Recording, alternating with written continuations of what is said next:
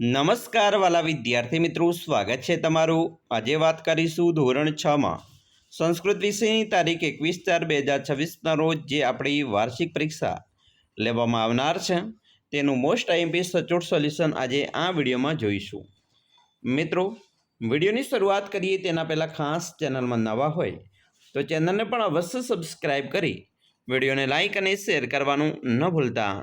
આપણે આજે ધોરણ 6ની અંદર સંસ્કૃત વિષયની 80 ગુણની પરીક્ષાનું સચોટ સોલ્યુશન જોઈએ। પ્રશ્ન 1, નીચે આપેલા વાક્યનું સુંદર અક્ષરે અનુલેખન કરવાનું છે।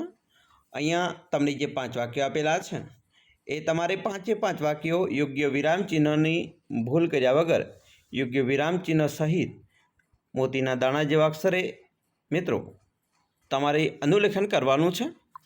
પ્રશ્ન 2ની અંદર અ છે યોગ્ય જોડકા જોડો, જેમાં મિત્રો અહીંયા મુખમ છે તો મુખમ એટલે મુખ થાય તો તમારે સીધું જ જવાબ અહીંયા લખી દેવાનો છે। એક મુખમ અહીંયા તીર મારી અને લખવાનું છે જ, બરાબર। અહીંયા જ લખશું, બરાબર, અને લખશું અહીંયા મુખ, તો સીધો જવાબ લખશું। બીજું છે જલાશયમ, તો જલાશયમની સામે તમારે તીર મારીને લખીશું ચ તળાવ। પત્રમ, તો અહીંયા મિત્રો પણ તીર મારીને આપણે લખીશું। પછી સુકહ, સુકહ એટલે મિત્રો પોપટ થાય।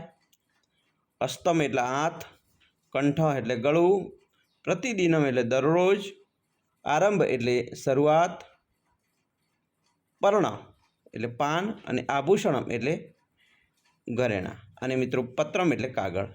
તો આ રીતે આપણે લખીશું યોગ્ય ઉત્તર। પ્રશ્ન 1નો બ છે, નીચે આપેલા પ્રશ્નોના જવાબ એકમના આધારે લખવાના છે। મિત્રો, પહેલો પ્રશ્ન છે કહ માતામહમ નમતી, તો જવાબ આવશે મહર્ષિ માતામહમ નમતી। 2, વિદ્યાર્થી કી ત્યજેત, તો વિદ્યાર્થી સુખમ ત્યજેત। 3, અસ્તસ્ય ભૂષણમ કી, તો અસ્તસ્ય ભૂષણમ દાનમ અસ્તિ। 4, કહ ગંગા ધારયતિ, તો શંકર ગંગા ધારયતિ।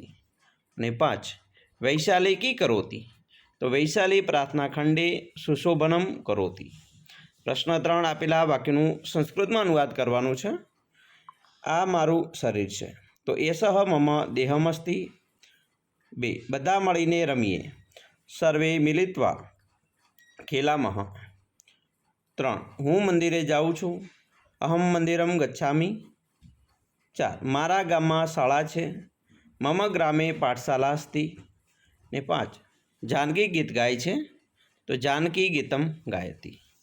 પ્રશ્ન 4 એનો અ છે યોગ્ય જોડકા જોડો, જેમાં પઠામી તો ગ આવશે, તેના ચિત્ર સામે લખીશું। પશ્યતિ ક, ગાયતી ખ, અને ક્ષિપતિ એટલે ગ, શૃણોતિ એટલે ચ સાંભળવું। પછી મિત્રો યોગ્ય જોડકા જોડવાના છે, જેમાં કેસાહ તેની સામે ખ આવશે, દંતાહ એની સામે ચ, ઓષ્ટ એટલે ઓઠ ક, કર્ણ એટલે કાન ગ, અને નેત્રમ એટલે આંખ ક। હવે આપણે જોઈશું પ્રશ્ન 5 એનો અ છે, કૌંસમાં આપેલા શબ્દનો ઉપયોગ કરી ઉદાહરણ પ્રમાણે શબ્દ બનાવો। ઉદાહરણ આપેલું છે પઠ, તો પઠનું પઠામી થાય, અહમ પઠામી। એવી રીતે વદનું વદામી, અહમ વદામી। ગાયનું ગાયામી, અહમ ગાયામી।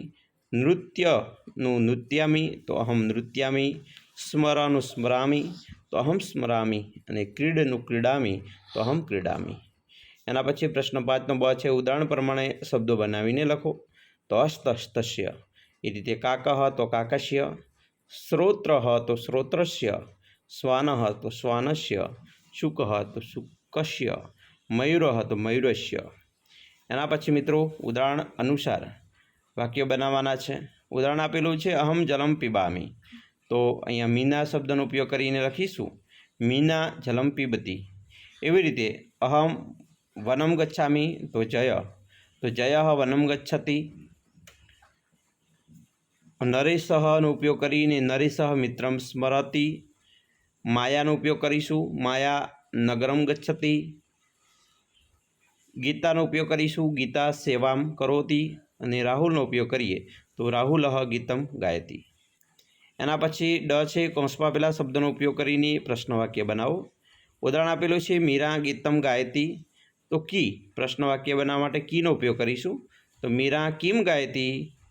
એવી રીતે મુકેશઃ મંદિરમ ગચ્છતિ તો કૂત્રનો ઉપયોગ કરીશું.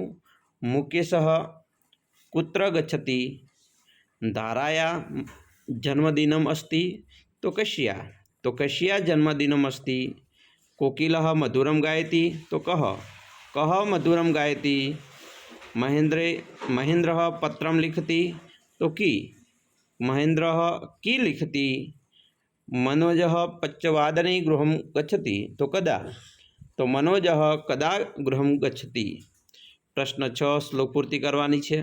મિત્રો અહીંયા બંને જે શ્લોક છે એ તમારે તૈયાર કરી લેવાના છે, જેમાં સર્વે મિલિત્વા ખલ્ગ્યા નૃત્યામઃ અને સર્વ તીર્થમયી ખલ્ગ્યા પૂજયિત. બંને શ્લોક આપેલા છે. તમારે આના યોગ્ય મિત્રો અહીંયા શ્લોક પૂર્તિ પૂર્ણ કરીશું અને તૈયાર કરશું. ખાસ મિત્રો અહીંયા જે આપેલી છે સર્વે મિલિત્વાવાળી, એની બીજી શ્લોક પૂર્તિ પણ આપણે તૈયાર કરી લઈશું. કદાચ પૂછી શકે બીજી પણ, તો એ પણ આપણને આવડવી જોઈએ. મિત્રો અમે આશા રાખીએ છીએ તમને આપણા વિડીયો ખૂબ જ ઉપયોગી નીવડશે. અને ખાસ વિડીયો ગમે હોય તો લાઇક, શેર અને સબસ્ક્રાઈબ કરવાનું પણ ન ભૂલતા.